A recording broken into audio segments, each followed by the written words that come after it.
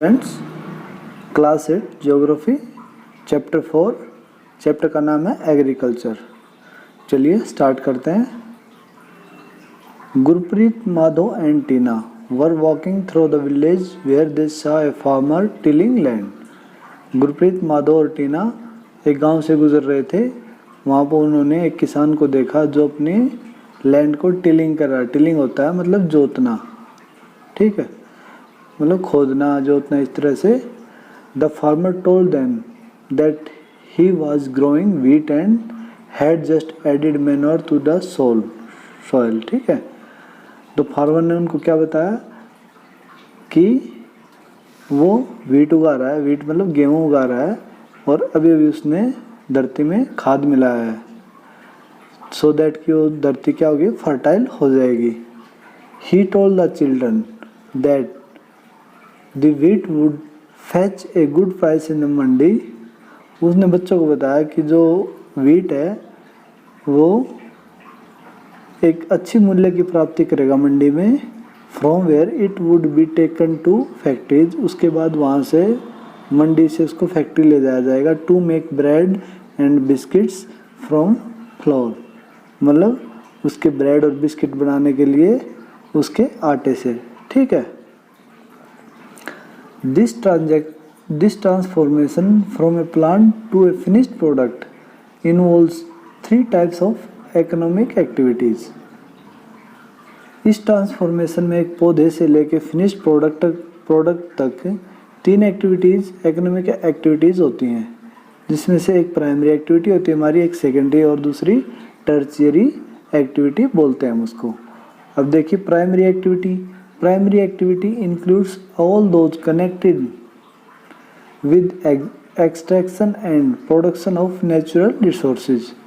Primary activity क्या होती है, जिसमें हम नेचुरल रिसोर्स को प्रोडक्शन और उसका एक्सट्रैक्शन करते हैं, निकालते हैं, मतलब जो स्टार्टिंग में जो काम करते हैं उसको हम प्राइमरी एक्टिविटी बोलते हैं।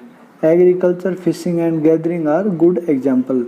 एग्रीकल्चर खेती करना, फिशिंग करना और गैदरिंग करना, ये सभी जो हमारी प्राइमरी इकोनॉमिक एक्टिविटी है उसके एग्जाम्पल्स हैं। Secondary activity are concerned with the processing of these resources.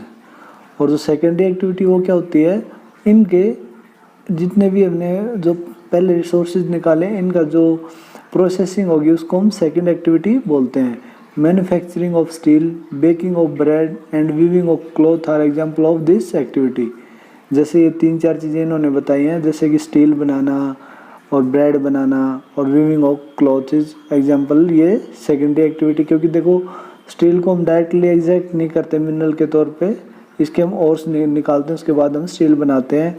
Same cheese bread है, ब्रेड को हम डायरेक्टली नहीं उगा सकते, हम पहले गेहूँ को उगाते हैं, उसके बाद गेहूँ से ब्रेड बनाते हैं, ठीक है। तो ये हमारी क्या होगी, सेकेंडरी एक्टिविटी होगी। अभी आ गई हमारी टर्शियरी एक्टिविटी। टर्शियरी एक्टिविटी क्या होती है, which provide support to the primary and secondary sectors through service. तो सर्विस के थ्रू मतलब हमारी जो सेवाएं मिलती हैं, जैसे कि ट्रांसपोर्ट हुआ, ट्रेड बैंकिंग हुआ, इंश्योरेंस हुआ और advertising are example of tertiary services. इनके थ्रू जितना भी हमारा इंश्योरेंस होता है, ट्रांसपोर्ट होता है, मतलब एक चीज़ को दूसरी जगह पे भेजना, बैंकिंग, इंश्योरेंस और ये चीज़ें होती हैं, एडवर्टाइजमेंट होती है, ये हमारी टर्शियरी एक्टिविटी में कैलकुलेट होती हैं। अब देखिए agriculture is a primary activity, आपने जैसे ऊपर पढ़ चुके हो, इसी तरह से एग्रीकल्चर हमारी प्राइमरी एक्टिविटी है। It includes growing crops, fruits, vegetables, flowers and rearing of live stock.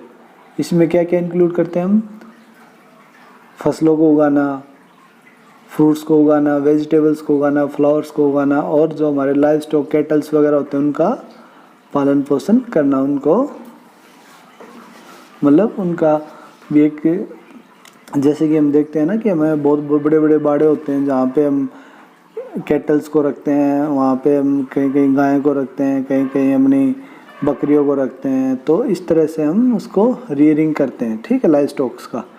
In the world, 50% of persons are engaged in agriculture activity। पूरे संसार में क्या है कि 50% आदमी होते हैं वे एग्रीकल्चर एक्टिविटी से इन्वॉल्व होते हैं, डायरेक्ट भी होते हैं, कोई कुछ इनडायरेक्ट होते हैं। 2/3 of India's population is still dependent on agriculture. 2/3 जनसंख्या जो हमारे भारत की है वो अभी भी एग्रीकल्चर के ऊपर डिपेंडेंट है। Favourable topography of soil and climate are vital for agriculture activity. अब देखो, जो भौगोलिक स्थिति होती है किसी जगह की और उस सॉइल की, वहाँ की मिट्टी की और वहाँ का क्लाइमेट मिल के एग्रीकल्चर एक्टिविटी के लिए बहुत इंपॉर्टेंट चीज़ें हमारे फेवरेबल में देते हैं।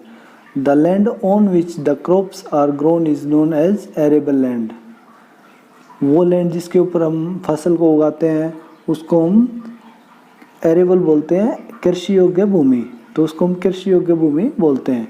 In the map you can see that agriculture activity is concentrated in those region of the world where suitable factor for the growing of crop exists. तो देखो, जो नीचे मैप दिया हुआ उसमें आपको दिखाया हुआ कि कौन कौन से पूरे वर्ल्ड में हमारे एरेबल भूमि है और लैंड है और वहाँ पे हमारे जो भी फैक्टर्स हैं वे सूटेबल्स हैं क्रॉप को उगाने के लिए। तो अभी हमने मैप देखते हैं।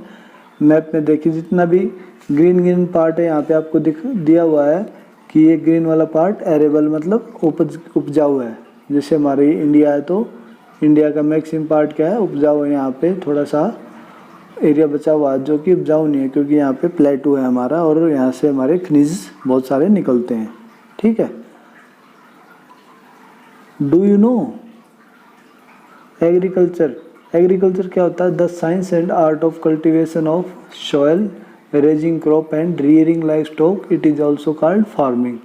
तो हम एग्रीकल्चर को हम फार्मिंग भी बोलते हैं और लाइव स्टॉक को, और जितने भी कल्टीवेशन सॉइल को कल्टीवेट करके वहाँ पे फसल को उगाने को हम एग्रीकल्चर बोलते हैं। सेम हमारा आता है सेरिकल्चर। सेरिकल्चर क्या होता है? Commercial rearing of silk worm. अभी आपने पहले पढ़ चुके हो कि सिल्क वॉर्म से हमारी रेशम निकलती है, सिल्क निकलती है। इट में भी supplemented the income of the farmer. इससे क्या होता है, हमारे फार्मर्स की जो इनकम होती है वो बढ़ती है। ठीक है। और जो मतलब जो भी सिल्क है, सिल्क के कीड़े पालते हैं उसको हम सेरिकल्चर कहते हैं। नेक्स्ट आता है हमारा पिशीकल्चर। पिशीकल्चर क्या होता है? Breeding of fish specially constructed tank and pond. जैसे हमारे टैंक्स और पॉन्ड्स में जो मछलियों को पैदावार करते हैं और जो वहाँ पे उनको मछलियों को पालते हैं उनको हम पिशीकल्चर बोलते हैं। ठीक है। नेक्स्ट आता है हमारा विटीकल्चर। विटीकल्चर क्या होता है? Cultivation of grapes. हम ग्रेप्स को जहाँ पे उगाते हैं और उस खेती को करते हैं तो उसके ग्रेप्स की खेती को हम विटीकल्चर बोलते हैं। नेक्स्ट आता है हमारा हॉर्टिकल्चर। हॉर्टिकल्चर क्या होता है? ग्रोइंग वेजिटेबल्स, सब्जियों का उगाना, फ्लावर्स का उगाना and fruits for commercial use. इन चीज़ों का क्या है यूज़? हम कमर्शियल के लिए इनकी पैदावार करते हैं। ठीक है। अभी हम आते हैं फार्म सिस्टम। फार्म सिस्टम हमारा किस तरह से है? Agriculture of farming can be looked at as a system. Agriculture होता है, फार्मिंग होता है, उसको हम एक सिस्टम की तरह देख सकते हैं। The important inputs are seeds. इसमें देखो हर एक चीज़ में कुछ इनपुट्स होते हैं, फिर उसके बाद प्रोसेसिंग होती है, तो उसके बाद देखो पहले कुछ इनपुट्स हमने यहाँ पे दिए, उसके बाद यहाँ पे प्रोसेसिंग होगी तभी तो हमारे पास आउटपुट निकलेगा ना। तो सेम चीज़ फार्मिंग में होती है। तो फार्मिंग में यही बोला है, the important inputs are seeds, fertiliser, machinery and. तो ये कुछ चीज़ें हैं जो इसके इनपुट्स हैं यहाँ पे दिए हुए। देखो इनपुट में मशीनरी लगाएंगे, हम सीड्स डालेंगे, केमिकल डालेंगे जिसमें पेस्टिसाइड्स वगैरह होते हैं। उसके बाद हम जो हमारा लैंड है उसको हम प्लफिंग, शोइंग, स्प्रेइंग करेंगे, वो हमारा प्रोसेस में कैलकुलेट होगा और आउटपुट हमारा क्या बनेगा? फिर क्रॉप्स बनेंगी। अभी देखो फिजिकल इनपुट्स क्या क्या होते हैं? ह्यूमन इनपुट्स होते हैं हमारे, स्टोरेज करते हैं हम, लेबर लगाते हैं उसमें, मशीनरी लगाते हैं और केमिकल्स लगाते हैं उसमें जो कि एक मैन मेड होती हैं और आदमी के द्वारा ही की जाती हैं। और बाकी क्या होते हैं? सनशाइन। अभी आप क्या इमेजिन कर सकते हो कि अगर सूर्य नहीं निकले और आपके पौधे उग जाएंगे? नहीं, क्योंकि फोटोसिंथेसिस करते हैं तभी ये उगते हैं। और टेम्परेचर भी हमारा जिस तरह की खेती करनी है उसके अकॉर्डिंग हमारा सूटेबल होना चाहिए। सॉइल हमारी अच्छी होनी चाहिए, रेनफॉल प्रॉपर होना चाहिए और स्लोप भी एक हमारी हमारी कृषि के अकॉर्डिंग ठीक होना चाहिए। ऐसा नहीं ज़्यादा स्लोप होगा तो क्या कि जो रेन वाटर होगा उसको पूरी मिट्टी को उसको बहा के लेके चला जाएगा और फिर वहाँ पे कृषि योग्य नहीं बचेगी, जिसको कि हम उसको डिग्रेडेशन ऑफ सॉइल बोलते हैं। ठीक है, जैसा हमने पहले चैप्टर में पढ़ा था। Some of the operation involve are ploughing, sowing, irrigation, weeding and harvesting. इसमें कुछ ऑपरेशंस होते हैं जैसे कि प्लॉफिंग जिसमें कि किसान हल चलाता है, ठीक है, शोइंग बीज लगाता है, इरिगेशन उसमें पानी देता है, वीडिंग होता है हमारा खरपतवार निकालना, जैसे कोई भी इनवेडिव स्पीसीज आ जाती है तो उसको हम निकालते हैं तो उसको हम वीडिंग बोलते हैं। फिर उसको हार्वेस्टिंग, जैसे फसल पक जाएगी तो उसकी हार्वेस्टिंग करके उसका आउटपुट हम ले लेंगे। The output from the system includes crop, wool, dairy, poultry products. तो ये सारी चीज़ें वहाँ के आउटपुट होते हैं। नेक्स्ट हमारा टाइप ऑफ फार्मिंग। ये टाइप ऑफ फार्मिंग हम अपने दूसरे वीडियो में पढ़ेंगे।